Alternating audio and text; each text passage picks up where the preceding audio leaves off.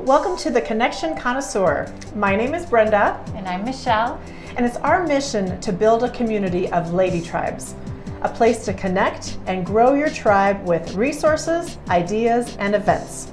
We invite you to join our inner circle of tribe leaders. It's free! Each week we will start a conversation about connecting within your tribe and across all of our tribes. Our goal is to find 1,000 lady tribes in 2022. And each episode will challenge you with a call to action. And the first one is to find the link to register in the description below. And as a gratitude gift, we will send you a downloadable copy of Chapter 1 of Lady in the Tribe, The Awakening. Yay! Yay! So please press subscribe below so you are alerted of a new episode each week. Let's do this! So in a previous episode, we talked about how do you tribe and some rituals that you may have in your tribe and maybe how to build some rituals. And I'll go ahead and put a link to that episode in the comments, so if you missed it, you can go back and check it out. But today we're going to talk about ceremonies, and not just ceremonies with your tribe. You know, ceremonies in our life, again, many life-changing moments are recognized with a ceremony. You know, the birth of a new baby, a wedding, anniversaries, birthdays, bar mitzvahs, and so many more. And you know, they all have ceremonies around them, and sometimes the ceremony masks what it's all about, and sometimes it contributes to what it's all about. Right? Talk about that as far as in the modern tribe gear of things. Yeah, the ancestral tribes were also based in ceremonies as part of kind of life journey, right? So we have weddings, funerals, and graduations. Ancestral tribes held seasons and seasons of life and the journey. So some ancestral ceremonies that I've learned about are in line with what we have in our modern culture and our modern tribe by way of childbirth. Was a ceremonial process that the entire tribe was involved in. Sweat lodge, called Anipi in Lakota, was a ceremony somewhat like church, about purification, and included many rituals and certain prayers and music. And so ceremonies of a warrior becoming ready to protect his family, or a boy to become a man, had the rite of passage of Hamblecha, and which is a vision quest. And so just like we have had ceremonial rituals for purifications and commitment over centuries, we still have them now. And the real question is just, how do we best in our tribe actually honor those ceremonies? Right, because we're invited to become a part of what is a life-changing moment or a celebration of life of sorts. And how many of you have ever gone and said, I just have to make an appearance. I have to, you know, I'm a busy person and I've got things going on, and that's what's going on in your head, but I have to make an appearance for Michelle. Is that honoring? Not necessarily. No, not really honoring.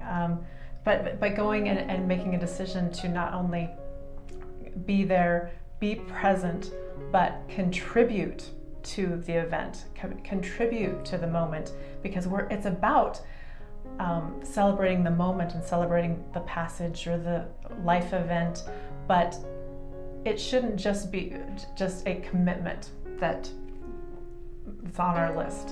Yeah, not just a date on our calendar. Right. Yeah, so we're going to talk about some ways you can be sure that you're honoring the ceremony of not only your tribe members, but family and others. So I'm really looking forward to these tips myself, Michelle, because Michelle put them together, because I think I want to come to be present and show up in an honoring way for my tribe and my family in these events, and maybe in the past I've been one of those, just like, let's make the appearance, or not put the thought into it that what it really meant to respect that I was included in this ceremony, right? So what is our first tip, Michelle? So the first thing that I think of is making it personal. It's not just an event on your calendar or another thing that you have to attend. When you really connect into what's going on with that person or that family and their life. And the way that I do that best is probably connecting to my own experience of that same type of life event, that same thing when my kids were graduating college, or when my baby was being christened, or one of my children was being baptized, or one of those important sort of rites of passages. I try to go back to there and connect with the emotions of that, and then just add my energy for that. You know, when I'm there, I just try to be there and bring that as far as my support and energy and effort. And in that way, I think it is a little bit honoring, a little bit more honoring. And, you know, that ceremony could possibly be even a funeral, right? I try to feel the emotions that they must be feeling, and I try to, come alongside of them and just get into that same place that they've put so much importance on, because if you think about the most important moments in our lives, they flew by and we hardly even knew what happened unless we had a photographer or something there, and needed our friends and our family to tell us how much it meant to them, how personal it was to them, and how it touched them. So I think making it personal is probably a first place to start. Well, I love that you say that, make it personal, because so many times we're said, don't take it personal. Don't go there. Don't, it's not about you. It's about them. Don't take it personal. But shifting it, flipping it over and saying, make it personal, because you're there for a reason, and it's about your person. It's about the value that you bring to the experience and to become a part of this life-changing moment. Yeah, agreed. It's not like, I think of just being a bridesmaid and not the bride, right? And how many times have we done that where we take it personally, because I might have to wear that ugly dress to everyone who I have been a bridesmaid for. Your dress was not ugly. Just generalizing that, but we tend to not take things personally when it comes to other people's major ceremonies that they're choosing to include us in. And maybe we should take it a little more personally, just in support of their feelings and of their event. Right, but at the same time, not making it about us. I think you brought up a great point, because you're right. Even when you are a part of something, sometimes we tend to think about how it affects us, and even think people are thinking things about us. But putting all that to the side, focusing on the celebration, why you're there, and not just the bells and whistles that go into the celebration. Yeah. Okay, so the next one is leaving any judgment at the door. Ceremonies are sacred, and your tribe mate has probably invested a lot in making that ceremony happen. It's certainly a lot of energy and probably a lot of creativity too. So making even the slightest judgments about the situation or the scenario, the food, the venue, any of that kind of stuff, it's not important and doesn't really honor their ceremonies. Also, it's not about you, in the fact that to leave the judgment for yourself at the door. There's nothing like a public event that makes us possibly nervous and face some of our own fears and judgment. As much as we'd like to go and we'd like to be there to support, sometimes it's our own junk that's standing in the way and judgments that we're putting on ourselves that might prevent us from honoring and participating in one of our tribe-made ceremonies. Yeah, so I mean, that brings up some thoughts about, when people have events and you think, oh, I don't want to, get dressed up. I don't really want to be around a lot of people, and what will they think of me? Again, flipping that over and how many times in our lives do we actually just get to show up and enjoy what has been created for this special event, and to leave that judgment at the door and not need to put a name on it or call it anything or make any adjustments. Just be there, enjoy it, take it in, and be a support, and be able to share back after the fact, because they have been through a whirlwind. They may not have had the time to appreciate how everything just went off without a hitch, but you're there taking mental notes as their tribe member to say, that was perfect, and I noticed this, and I noticed all these little details that you put into it, and just to be able, and I had a great time because I was completely there and completely present for the moment, and I checked out of everything else I had going on, and I checked in here with you. No criticisms, no anything but supportive thoughts for the ceremony or the events that you get invited to and are able to attend. Another thing is really joining, and this is totally tribal from ancestral days, of joining hearts and hands. And that really speaks to your spirits being connected or joined to the ceremonies, and your hands, meaning you're part of it, you're doing something. So share with the excitement and with the burden.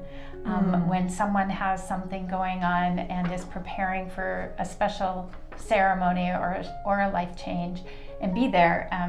I have that experience with Brenda, who really showed up for me at the last time that I had a really life-changing event in my life. She didn't only say, how can I support? She said, what can I do to take this off, any of the burden part of it off of you?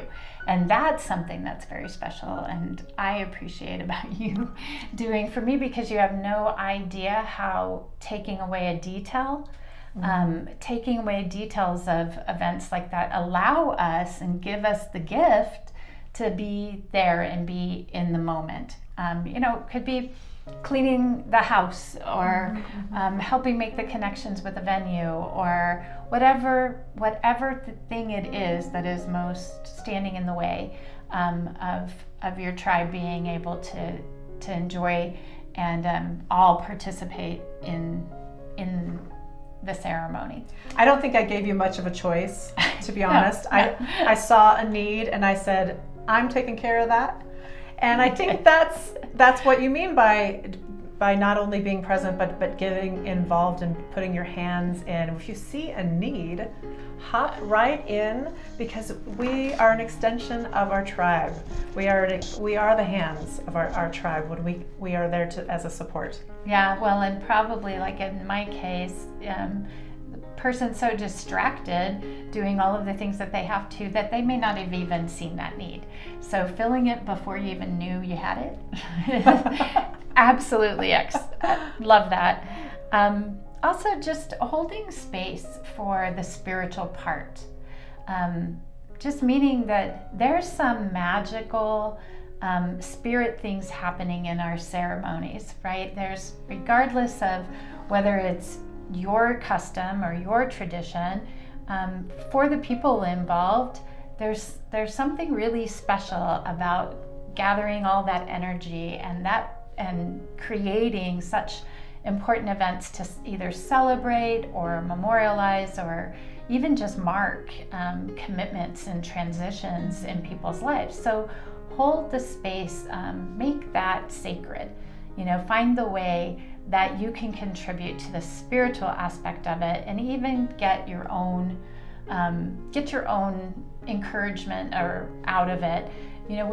we were saying that always at weddings and funerals are sort of this natural place to cry. And that you're triggered, even if you didn't come there sad, or that's not how you are necessarily feeling, but the moment and the energy of the group and that spiritual movement in those moments is what can trigger us with an emotion, or a behavior like crying, whether we're happy or we're sad. Or squeezing your spouse's hand during the wedding vows. And I mean, it gets me every time, for Right. sure. But that's what the ceremonies are about, for those moments, not all of the, pomp and circumstance necessarily. It's really the moments that you cherish and that you're there for, and we need to remember to allow those to happen. Yeah, give yourself space for that, and then participate. That's it. Just be present and participating in whatever magical, sacred stuff is happening in ceremony. And the last one is really experience the transformation that's happening yourself. And we talked about this with kids graduating. What's about to happen next is it may be a really beautiful, fun party, but what is about to happen next to your friend or your tribe mate is that they're maybe about to be empty nesters for the first time, or maybe their child on graduation is going abroad or moving far away, and that's got to be bringing up a whole lot of things. Sure, the party is great, but how can you actually experience the transition and come in there and support and swoop up what happens next in the life journey? And the ceremonies really can prepare us for that, and can prepare us to take on whatever's coming next, and to know what we need to be there to support. Right, and taking notice of where your friend is, and or asking if you don't know. When my youngest daughter was going through the graduation process and all of her lasts were happening, I was really struggling inside with more than she was with a lot of things. She was missing out on some things, and I was like so upset for her. And all the things, like, they were as much for me and about me than they were her, and I cared a lot more. But it's not something that you really just want to share with everybody. Right. But having friends that recognize and say, "Are you okay? How are you doing with this? I can see that this is, this is super awesome for your daughter, but this is a big thing for you." And just recognize, and again, being seen and heard and known at this tribal level of friendship is, what we're striving for and what we want to help others create. Yeah. I also love participating in a ceremony as if it's happening to you. Like in that moment, if there's a prayer being said, if there's a wish being, granted over the person who's in transformation, or what the next step that they're facing, I like to actually participate at the level of which as if it were happening to me, so that I can contribute in that way. And when you experience the transformation yourself, you put yourself in your sister's moccasins. You can walk the same path that she's walking, and you can know those needs and right where to step in and ask and say, "Now what do you need? Yes, that was a really big deal, but what's coming next? What's coming up for you? Yeah, through this, so totally. Absolutely. All good ways that we can honor. We can honor each other's ceremonies, and that is part of being tribe. That is part of being family, and that's truly living beautiful. our life together. It is about the journey of living life together and not doing it solo. We are individuals, but we are all connected, and it's about being together through all these things that join us together and build that depth and intensity to our relationships and the meaning to our own lives. Yeah. So next time you have an event to attend, give it a little bit of thought. How are you going to show up? Who are you going to be, and how are you going to contribute to the event and then contribute to the memory? So join our inner circle. There is a link below in the description, an easy subscribe button. And what you'll get is every week or so, you're going to get a friendship tip in your inbox, as well as other tribe building ideas and conversations. So definitely, we want you to be part of our inner circle. And don't forget to pick up your copy of Lady and the Tribe on Amazon and other booksellers. That'd be awesome. So please hit that subscribe button so you are notified of a new episode of Connection Connoisseur each week. And when 3 or more gather, we are Tribe.